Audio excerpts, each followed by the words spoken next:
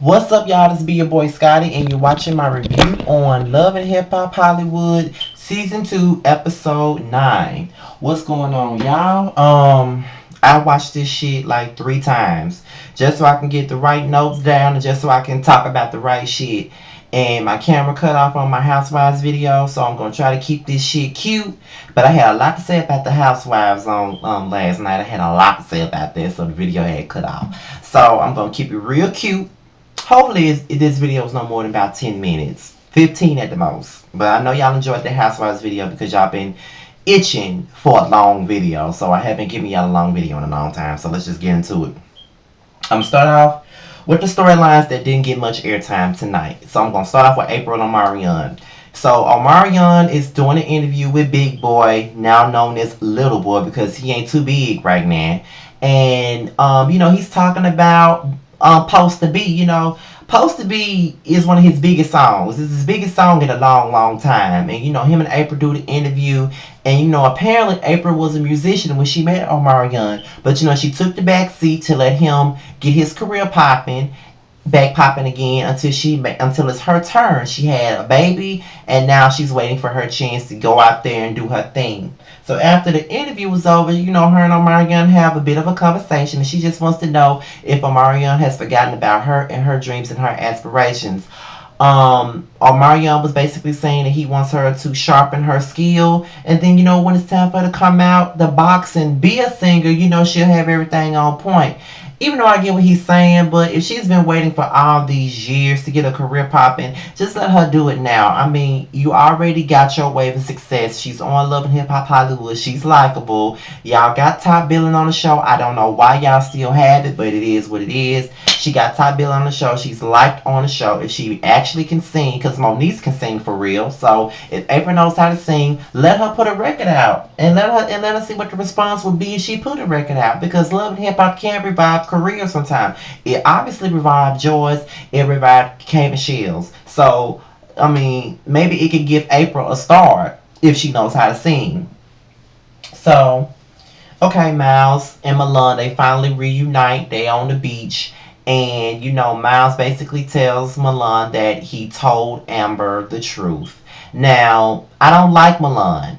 And I'm gonna tell you why, because just because you gay don't mean you got to be a punk ass bitch. Milan, all he ever does is bitch. Bitch, bitch, bitch, bitch, bitch. He acts like a fucking bitch. All he ever does is whine like a fucking fuck boy all the time. And Miles ain't no motherfucking better because he's just as much of a fuck boy himself. And from what I've heard, this whole storyline is a fucking mess because Miles been out the closet for years already. Now he want to bring his ass on Love and Hip Hop Hollywood and bring it to the world that he's on the down low. I knew that shit was fishy because if you're on the down low, then why the fuck would you bring your ass on Love and Hip Hop Hollywood when you're supposedly on the motherfucking down low? That's that fuck boy shit. So you and Milan deserve each other. However, Milan, I would have been there for you if you would have told me that, like I'm always there for you. All Milan wants to do is raise his voice, bitch, cry, pout, throw boxes outside and put Miles out the house and make shit about himself. You wasn't picking up the phone when he really needed you. When he told Amber he needed you, you did not answer your motherfucking phone calls. When he told his family, you didn't answer your motherfucking phone call. So he felt like he ain't had nobody but himself. And that's all the fuck he had was himself. You wasn't around, so stop saying you would have been there and you would have done this. Shoulda, coulda, woulda, bitch. You wasn't there. So get over it. Y'all, I'm sorry. I just don't like Milan. He's a fuck boy and I can't stand him. Bottom line.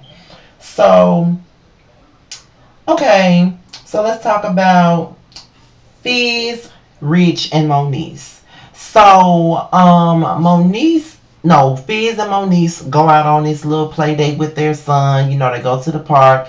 And Fizz basically says that he knows about her relationship with Rich Dollars, and he doesn't really know much about Rich besides what he's seen on the internet. So he wants to meet with Rich and have a conversation with him if he's going to be involved in his child's life or going to be a part of it or whatever.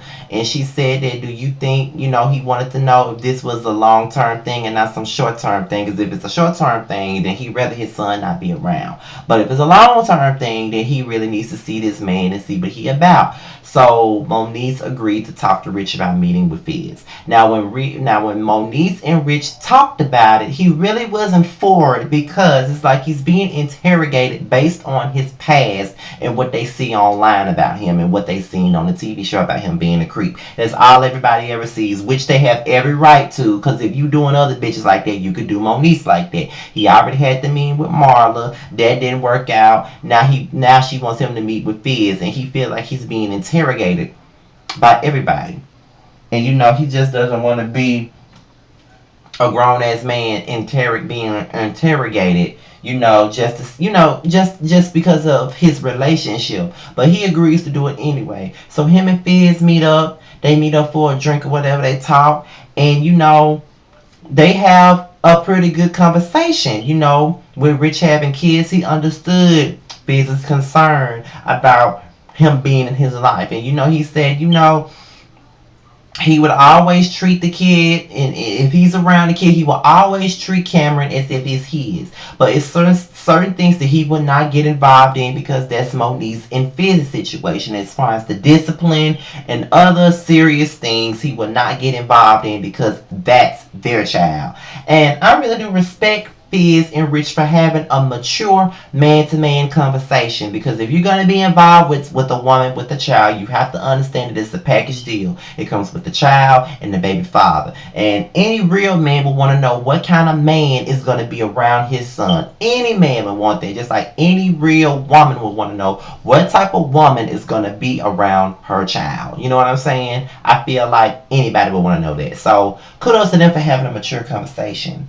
So Fizz and Nikki, they have a conversation at the strip club, and he tells Nikki that he wants to have her in his new music video as his leading lady, but she has a lot of other things going on, so she can't be involved in his music video. But as they're having that conversation, Fizz sees that Shanda is stripping at Nikki's club. So now it's like, man, I didn't know that Willie's wife was stripping at the club. So now Fizz is shocked. So now Willie has a performance. Nikki and Fizz come, and then Nikki makes a comment about Shanda working at the club. Now she thought that Willie knew that Shanda was at the club stripping, but he did not know. So now that caused a big situation between Willie and Shanda. And now, Fizz and Nikki walks away and let them have it. Willie said that that she did not have to go back to stripping because he had it down pat. Shanda went to stripping because after what Screwface said, she felt like Willie lied to her, which he did. But at the end of the day, you should have went to him and confronted him about it instead of, oh, this nigga just lied to me. I'm finna go to the club and shake my ass for a few quick bucks. Now, a lot of people thought that I was judging Shanda because she's a stripper. And let me tell y'all something. I am the least, and anybody can tell you that, I am the least judgmental person in the world. I do not judge nobody for what they do. As I said, I know a girl that prostituted, who went to high school with me. I never treated her no differently. Just because she was a prostitute and did what she did for her kids, I never treated her differently because that's what she would want to do. That's what she wanted to do. That's how she wanted to make her money. But anybody, any mother, any child, any brother, any sister will not want their sister or niece or daughter to be out there selling her body to make ends meet. Nobody else will want that, but it's not up to me to judge. You know what I'm saying? I wouldn't want that for my own sister, or I wouldn't want that for my own cousin. Like, I got cousins really younger than me. Like, I got a cousin named Justina. Like, she's like 18 years old.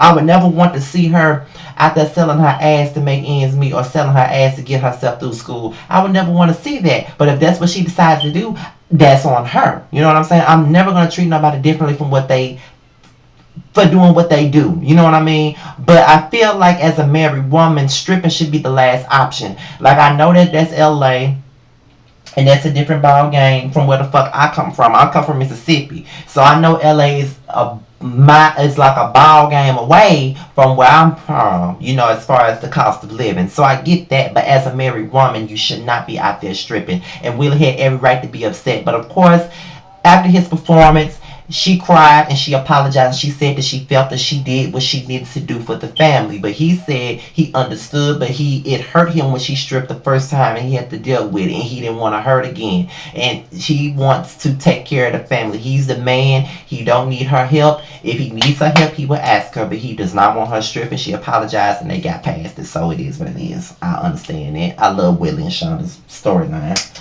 Okay, so Hazel and Princess, they discussed the fashion show, and Hazel feels like Tiara's not gonna be ready. She's been on bed rest. She's decided to add Milan into the fashion show, and so he can have his underwear line presented and everything. Now she got Princess involved, so she's just trying to cover her bases because she's decided to take over the show because Tiara's on bed rest. So Hazel told Princess that she's getting cosmetic surgery, and Hazel was like, if we trying to do couture and high end fashion, we don't need Walmart and Kmart type of clothes. And Hazel agreed. So now we're going to the fitting, which is where I get really confused. I had to watch that scene so many motherfucking times because I was really confused by Hazel's behavior.